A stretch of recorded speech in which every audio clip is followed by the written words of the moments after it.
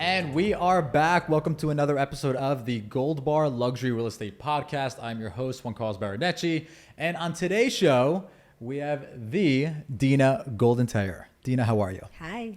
Great. You? I'm doing amazing. You did absolutely incredible in New York, by the way. Everyone was raving about you. You said that you were doing all of these types of transactions, and literally the entire feedback afterwards was, how do I do what she's doing? So why don't you go ahead and kick us off, like from very day one? Like, how did you even get to this point where you're at now? That is so nice and so lovely to hear.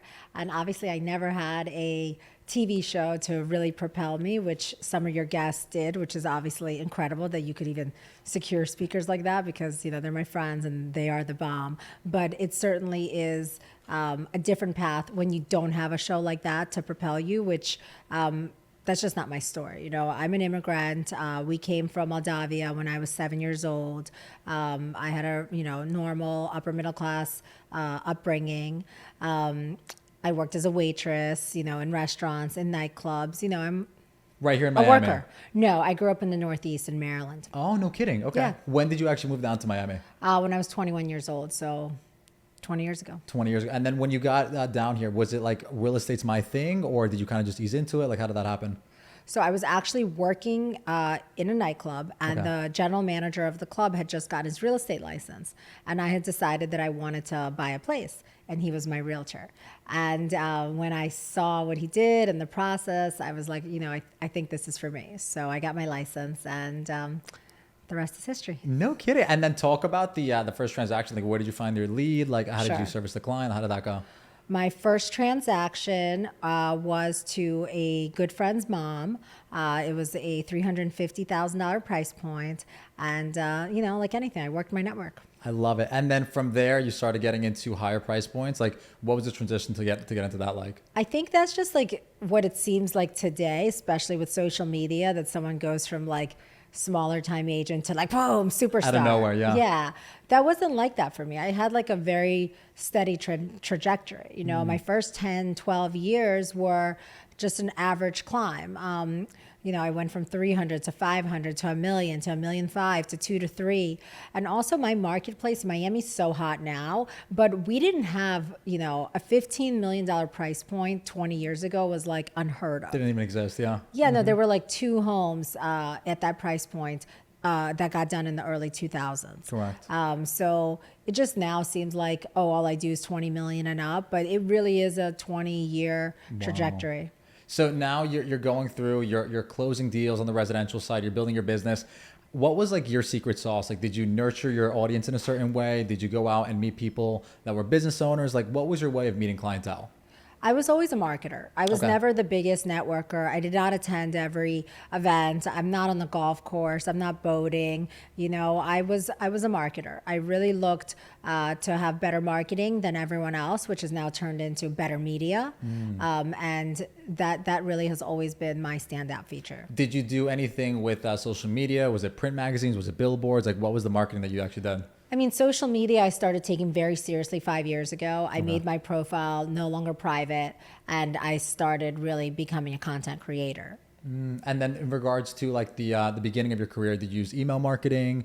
Did you use billboard? Like, how did people find you back then? At the beginning of my career, I mean, it was the basics. I had a website. I did the e-campaigns. I held open houses. I was never too much into print media, and now I'm still very little into print media. Really, most of my business is digital promotion. So from what it sounds like to me, it was a lot of hard work. It was a lot of consistency. It was you taking this entire like network you built and just consistently staying in touch with them. And then did you ever catch like a big break? Like, how did you find like that first multi-million-dollar client that said like, hey, Dina, I need to go buy or sell a property? Sure. Of course. Everyone remembers that story.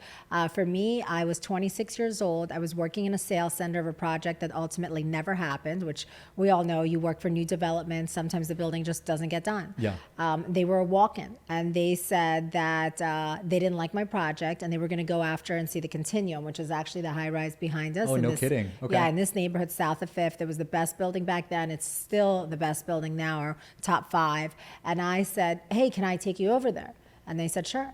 And I set up the showings a few days later, and they became my clients. And then that one closed for how much? 2.7 million when I was 26 years old. That's amazing. Yeah. And then from there, did you kind of piggyback that sale to get more high net worth clientele, or what kind of happened from there? No, but it definitely put my eye on that building, and I had made it a goal that before I'm 30 years old that I want to live in that building. And when I was 29 and a half, I signed a lease in the building. I took a 1-bedroom, and then I really propelled myself as the agent for the building. So that was a really smart move because naturally you sell where you live. Yeah. And living in that building gave me a ton of listings that I would have never had. And that has a lot to do with your brand nowadays. Step inside with me. Like, you're very hyper local, hyper focused. We were talking previously, like, you don't step outside of like South Florida, like it's your thing. How important do you think that is? Like, just really sticking to one market and becoming the best at what you do? I mean, that's what works for me because I just literally do not like to drive. So it really is an aversion to sitting in a car and driving far that has made me so hyper local. But now I've embraced it because I see that, you know, my colleagues are full on expansion, you know, expansion in all ways, right? Yeah. And I admire it, but it's just not for me. And now, do you have like a certain distance? Like, let's say someone sends you a referral and you're like, no, it's too far. Yeah. Like, what's your cutoff? Hey, Goldbar Nation, real quick. If you're a real estate agent stuck making between $0 to $100,000 per year and want to grow to more than $500,000 a year in gross commissions, all while still actually having a life, we'd love for you to check out our platform at goldbarcoaching.com, where we're helping hundreds of agents do the same. If you're enjoying this podcast so far, please remember to leave us a review and share it with friends. That's all. Let's get back to the podcast. I just really worked Miami-Dade County. Miami-Dade County. Yeah. Cool. And now you seem as someone that's very goal oriented. You set something on your vision board and you go out there and you actually achieve it. Like, what is like next on your path, being that you've broken all the records, you are at the highest point in terms of like sales volume. What's next? Like, what are you looking to do from there? I don't really think like that because I do think there are certainly more homes that I wish to sell, more condos that I wish to sell. I certainly want to keep ensuring that the market is going to the next level. So I would love to be a part of, you know, the next price point, which is over 100 million. Yes. You know, I one of my slogans is that I've been raising value since 2005, right? So I really thrive off of that concept that I'm going to come and work in a neighborhood, that I'm going to sell a house at a price point that's never been seen before. And that always gets me going, as well as, you know, achieving a whole new stratosphere of sales. You know, last year I had a lot of success in the housing market. I sold so many incredible homes. This year, it's almost like I've been giving the gift to do the same for the condo market. So I represent the best penthouses, incredible combo units. They're going to break records when they sell. I'm itching for a new mega house listing. So if anyone is thinking about selling, definitely think of me. But I do have some great condo product right now. And then what would be the definition of a mega house? Is it a price range? Is it a type of like quality asset? Yeah, I mean, it's certainly price point, you know, something over 30 million. Okay. But it's also how it looks, because being a marketer, I get really excited about a product that's special, Yeah. right? So as much as I love selling modern homes, you know, sometimes I just really want a special Mediterranean that has been perfectly curated. Yeah. Because it lets me do a different type of marketing. The presentation is different. So I would love to represent a house that is just designed to the nines. I love it. And then what would be your advice to someone who wants to break into luxury and has been doing this maybe for a couple of years now, but maybe they're missing the confidence or the experience? Like, how can they get to that point where they are breaking into the $3, $5, $10 million price point?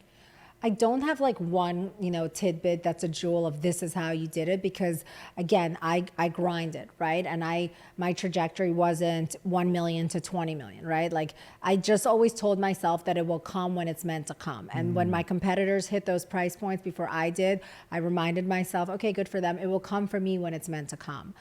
So that really is probably my best piece of advice, to be patient with the process, because oftentimes, you know, if you really want to break into luxury, you'll take something that's worth 5 million and list it at 9 million, just because you want to break into luxury. But then what will you be known for? The agent who took the grossly overpriced listing that expired, that the second agent took at 7 and it expired, and the third agent comes in and says, I'll take it at 6, and they make the sale. Right? So it's a really fine, you know, tightrope to walk of, I want to enter the luxury market, I want to get a mega listing, but will it sell? Will it sell? You know?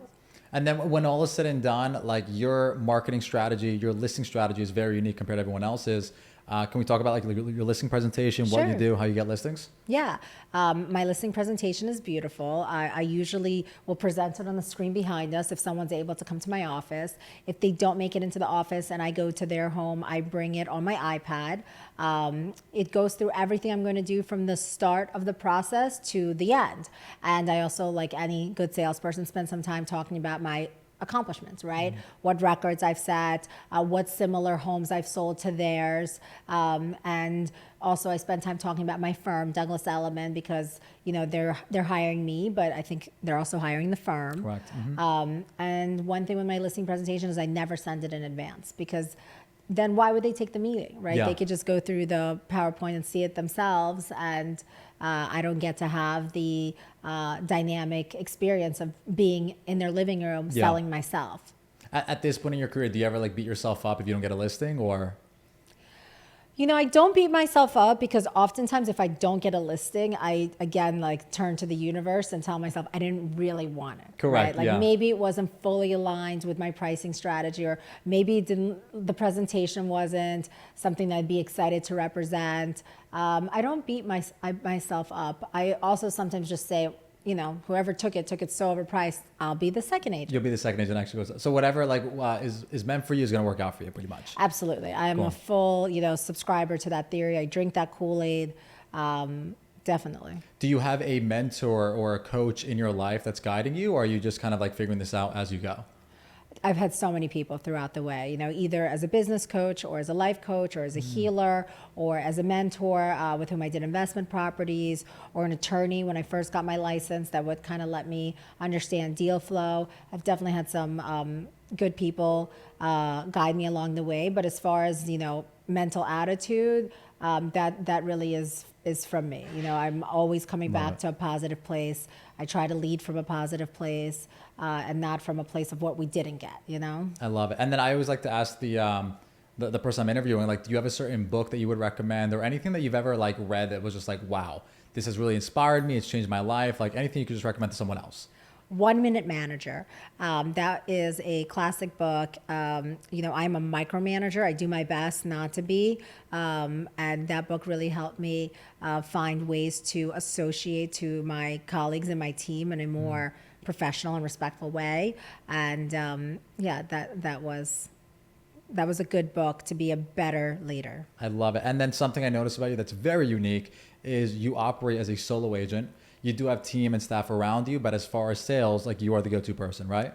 Yeah, I mean, that is definitely the image that I'm putting out there. And I put that out there heavily because for 12 years I had a partner. So when she and I, dissolved the partnership, my marketing just became in a very singular format. But that is really not the case. In fact, most of my listings have a second agent on them. Cool. Yeah. And then in regards to just the future for Dina Goldentayer and what you want to do here in Miami, anything that we could get out there to the audience in order to add value to you or what you want to do? I mean, I'm kind of in a place of just, I like what I'm doing. I like with whom I'm doing it with, and I just want to continue on this train. If anything, I want to find, I want to apply the 1 Minute Manager book even more and hire even more talented people to be around me so that in the years to come, I can have more time with my family. I love it. Dina, thank you so much for your time. How can people find you? I am on Instagram at GoldenDina, and my email address is dina.goldentayer@element.com. If you want to call me, shoot me a text first. If you want to send her a mega house listing, you know who to reach out to. Yes, of course. Then call me. There you go. Dina, thank you so much. We're signing off. This is the Goldbar Luxury Real Estate Podcast. We will catch you on the next episode.